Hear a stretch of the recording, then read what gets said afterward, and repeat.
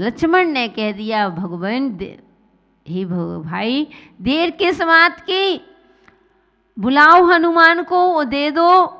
हनुमान से बुलाया कि हनुमान तुमको राम बुला रहे हैं। राम के पास जैसे भी आया हाथ जोड़ लिए, स्वामी कोई आदेश। राम कहते हैं कि हे हनुमान आदेश कुछ नहीं, बस इतना कहना चाह रहा हूँ कि तुमने जिसने मेरी सेवा की है मैंने उसका सबको उसका फर्ज निभाया है, लेकिन तुमने मेरी इतनी सेवा की, मैंने तुम्हारे प्रति कोई फर्ज नहीं निभाया। मैं तुम्हारी सेवा से उस ऋण से लदा हुआ हूँ, उस ऋण को कैसे चुकाया जाए, उसका एहसान का बदला कैसे दिया जाए। इसलिए हे हनुमान मैं आज तुम्हारी भक्ति से खुश हो करके मैं आपको कुछ देना चाहता हूँ, मांगो क्या चाहिए। तो हनुमान ने हाथ जोड़ लिए।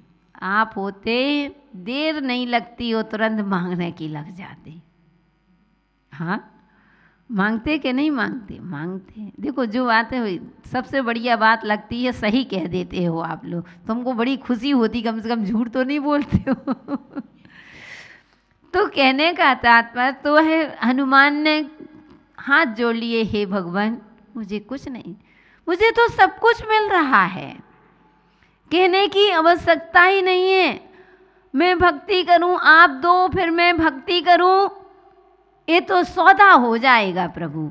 एक लेन देन जहाँ पर लिया वो दिया, लेना देना होता उसको क्या कहते? सौदागर तो कहते सौदा हो जाएगा भगवान। फिर भक्ति उन्होंने खूब समझाया कि हनुमान तुम्हें जो पद लेना हो वही पद ले लो। उसने कान पकड़ लिए, हे भगवान जिसके बाद भूत बनना पड़े, मुझे ऐसा पद किस काम का, मुझे ये पद नहीं चाहिए। कहते ना जब चुनाव होते हैं, जैसे भी मंत्री अध्यक्ष हैं, और जैसे दूसरे चुनाव हो दूसरे आए तो उसके आगे भूत लग जाता है, ये भूतपूर्व अध्यक्ष थे, ये भूतपूर्व मंत्री थे, ये भूतपूर्व कोषाध्यक्ष थे, तो नाम के आगे क्या लग गया? भूत लग गया। कभी आज तक सुना है ये भूतपूर्व ज्ञान सागर थे, ये भूतपूर्व विमल सागर थे, ये भूतपूर्व शांति सागर थे? कभी सुना क्या? नहीं सुना? शायद सुन लिया हो डीमापुर में, क्या नहीं सुन सकते? कोई बात नहीं।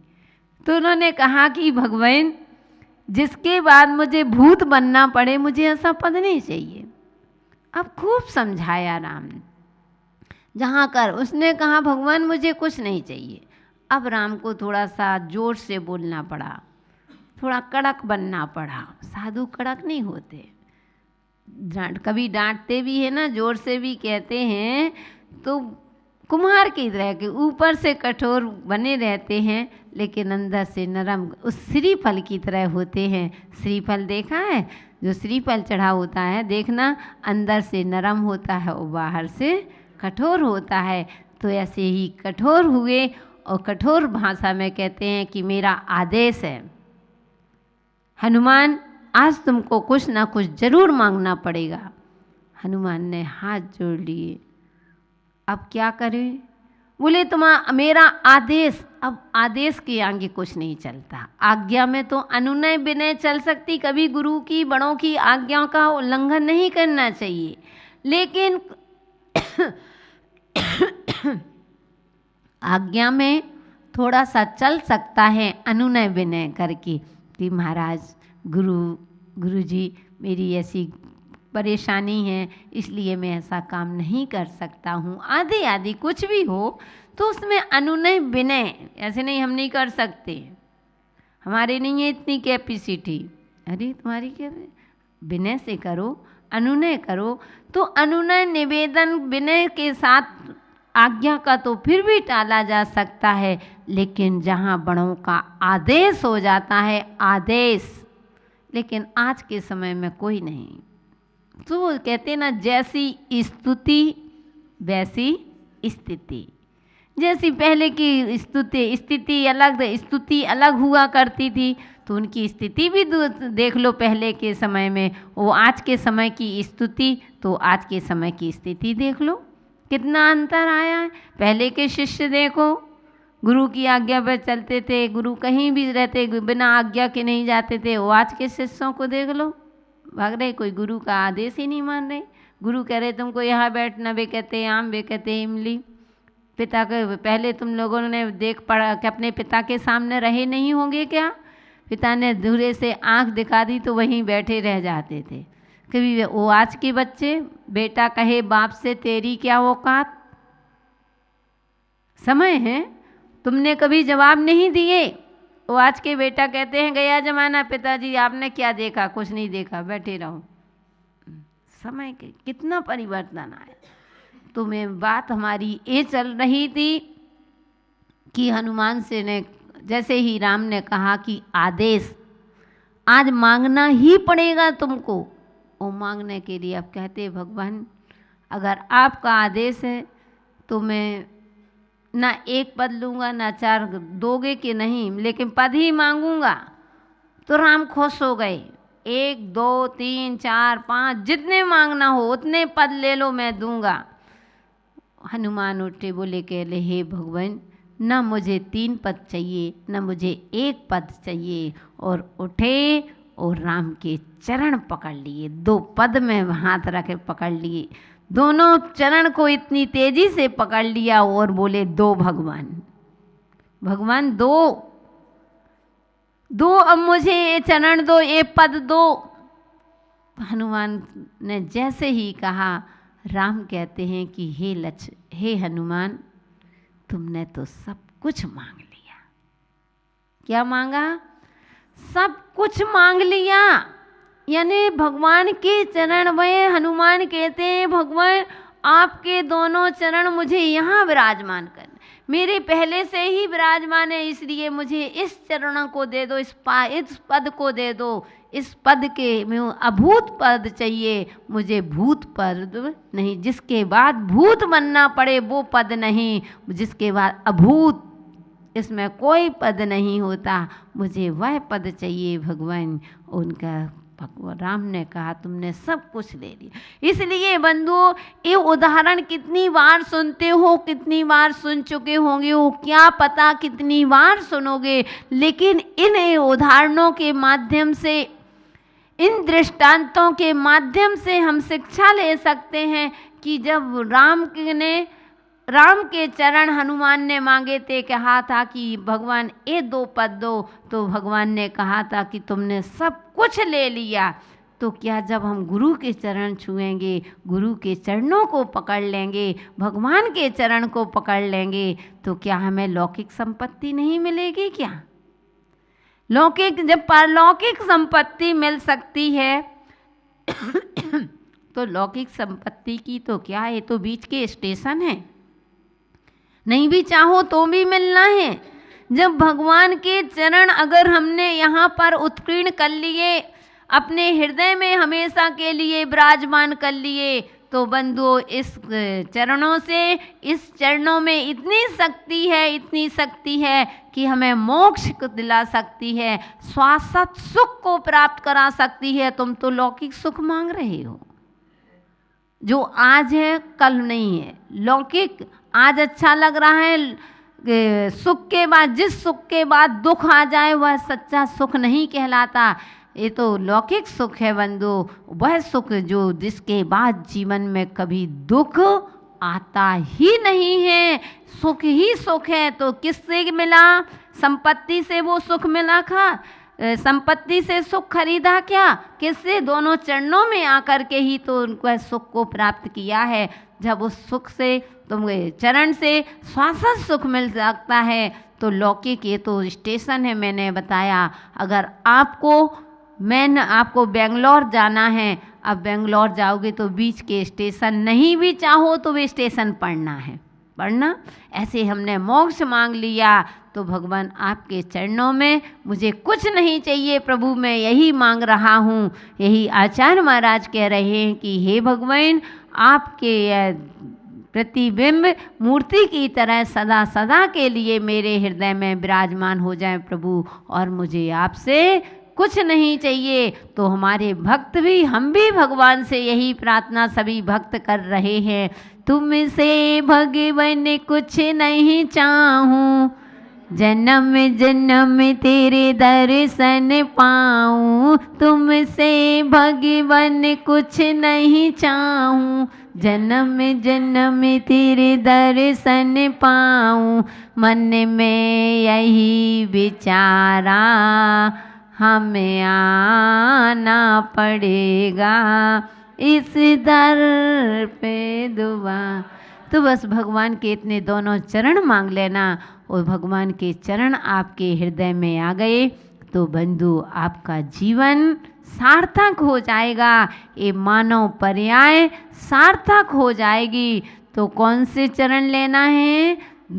दीपक रूपी 2 चरण। क्यों लेना है? किस लिए लेना है बताओ?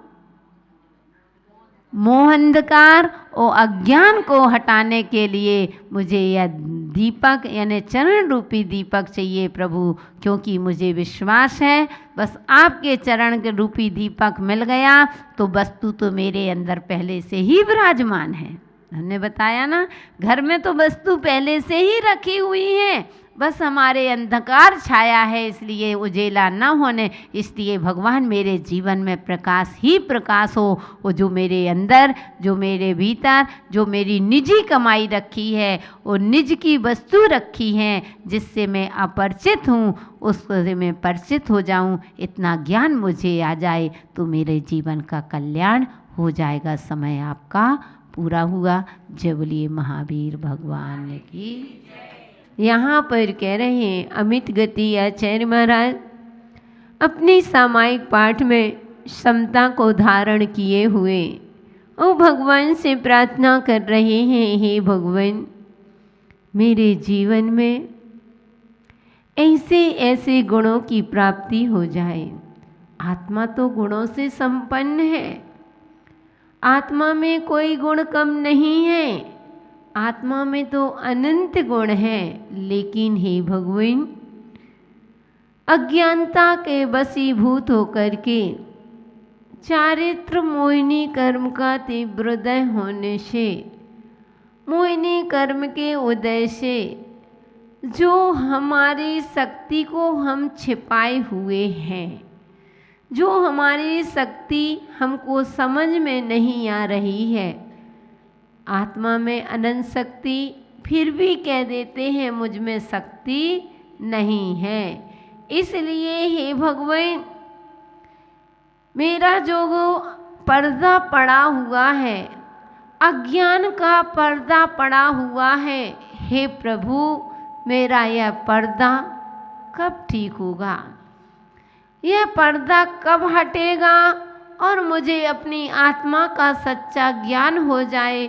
तो हे भगवान मुझे ऐसी शक्ति देना, मुझ में ऐसी भक्ति देना भगवान, जिससे मैं अपने जीवन का कल्याण कर सकूं। यहाँ कह रहे हैं देव, हे भगवान यतस्तता यानी इधर उधर, यतस्तता यानी इधर उधर, संचरता यानी संचार करते हुए यानी घूमते हुए, मया मेरे द्वारा, यदि यानी एक इंद्रियाद्या, एक इंद्री आदि, एक इंद्री आदि से लेकर के 5 इंद्री, एक इंद्री, 2 इंद्री, 3 इंद्री, 4 इंद्री और 5 इंद्री।